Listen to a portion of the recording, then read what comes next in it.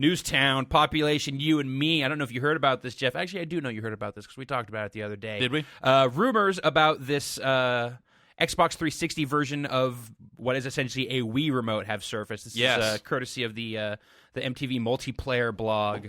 Oh my God! You almost dropped that. I almost spilled this Brondo. I'm so excited about this story. You're like, oh, yeah. From the sounds of it, they just posted another story today, kind of answering some people's questions about this story because it seemed so crazy. Yeah, that people were like, "Oh, April Fool's was a couple of days ago, guys," and they're like, "No, look, we have been working this angle for months. We finally put enough together to have this story come out." So that it sounds like they've really been doing a lot of behind-the-scenes legwork and journalism. They've been journalizing. They've been journalizing over there at MTV. Yeah, it's an interesting thing. They in this story they talk about how it is not necessarily just a reaction to all the Wii stuff and the kind of the popularity that it's had, but looking at that sketch of the controller. Yeah, they had a source at a developer who's been working with it that they would not name or cannot name. And basically asked this person to draw a sketch of what it looks like, and it's kind of a Wii remote with the Xbox diamond buttons on it and an analog stick and some kind of trigger. Yeah, it still looks very much like the Wii remote, and also the story mentions that no companion piece to it, so no nunchuck type thing to go along. Which, if it's got the analog stick on it, I guess you don't really need. Right, and plus at some point, if you're gonna be offering that many controllers, the Xbox 360 already comes with a controller that does all that. So make your game for that instead. Right. So, yeah. Either make it for this. You think it's going to look much like the CNIT controller? The big button controller? Yeah. I don't know. I think it could look similar, but I don't know. Well, I guess a lot of this also traces back to, like, Rare was working on some kind of game that was said to incorporate these kind of motion controls, and I guess this is now kind of tied to that. And, it's like you can go back to, like, Peter Moore interviews about Xbox 360 stuff back before he left for EA. Yeah. And him kind of saying, yeah, this Nintendo thing's pretty cool. I wouldn't be surprised to see something similar along those lines down the road. So it just seems like this is all kind of coming to fruition and kind of slowly coming to bear. Seems like something that will be an E3 announcement unless this story coming out now disrupts their plans. Do you think?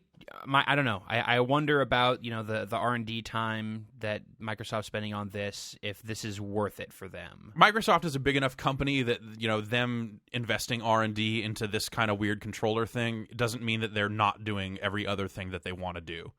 True. So yeah, I think it is worth it for them if they they see. I think everyone working in video games sees the Wii as a pretty special device and part of that is because of the remote and how you interact with the system. Sure. So if people can do something similar, not to say that this is going to be an exact ripoff of it, but I mean, it's basically image. That image. I mean, it's basically the sort of thing that they're looking to offer something similar to Xbox 360 owners. And this is something that Microsoft has done since the beginning of Microsoft. Right. They have always all right, these people are doing something that's really popular. Let's see if we can do it similarly. Maybe in a little bit different way, and maybe for cheaper, or something like that. Right.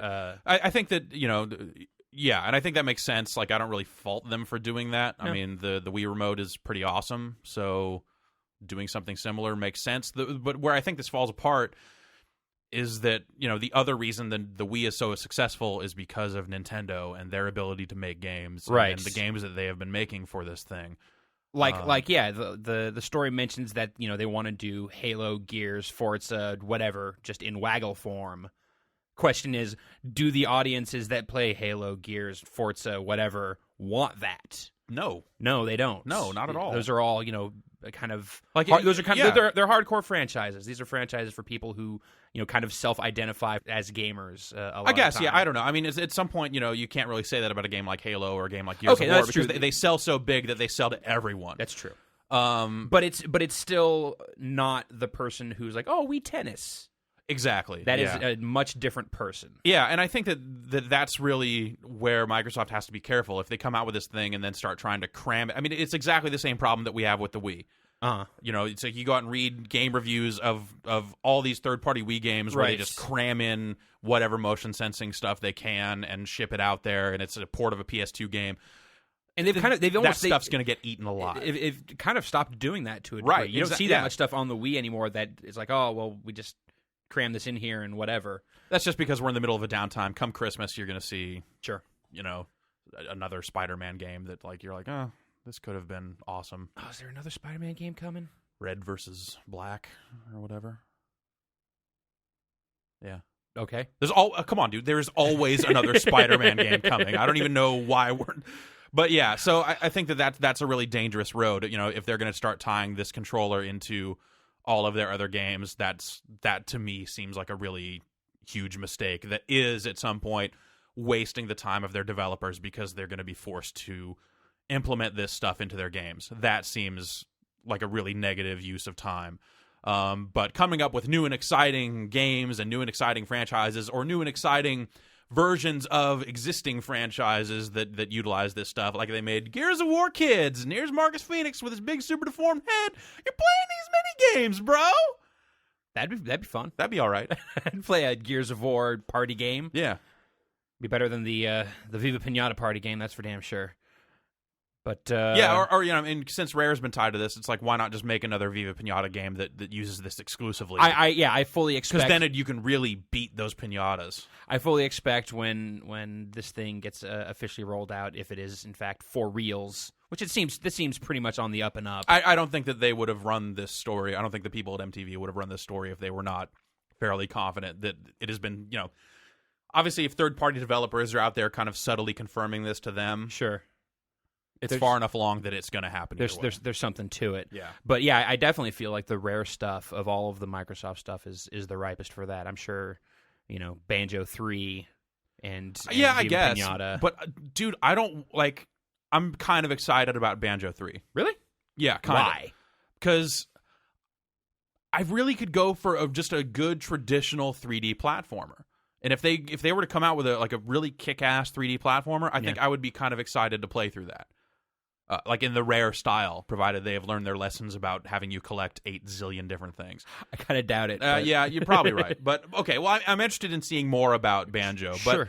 But I'm only interested in it as a continuation of the previous games in that same style. Like, you wouldn't want to see the Banjo 3 use this new No, if they want to go controller and make like Kazooie's Fun Time Party Assassins and make some kind of weird, motion controlled separate game, that's fine. That's awesome. Like, those characters I think are perfect. That universe is perfect for this.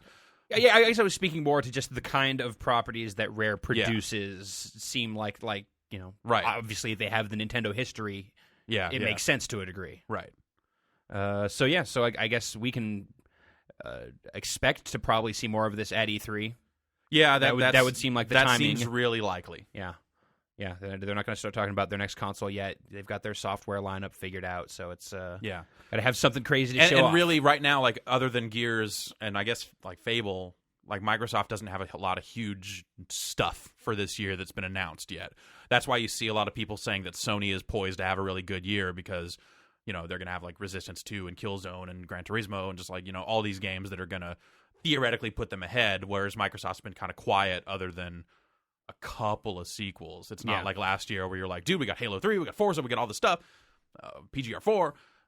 This year's kind of quiet. So if this could be their kind of like second big thing of just like, oh, dude, we got this and also 8 games that work with it, that could be a really big announcement. And that would explain why they've been so quiet about their holiday plans. Sure. We'll see how that pans out come July.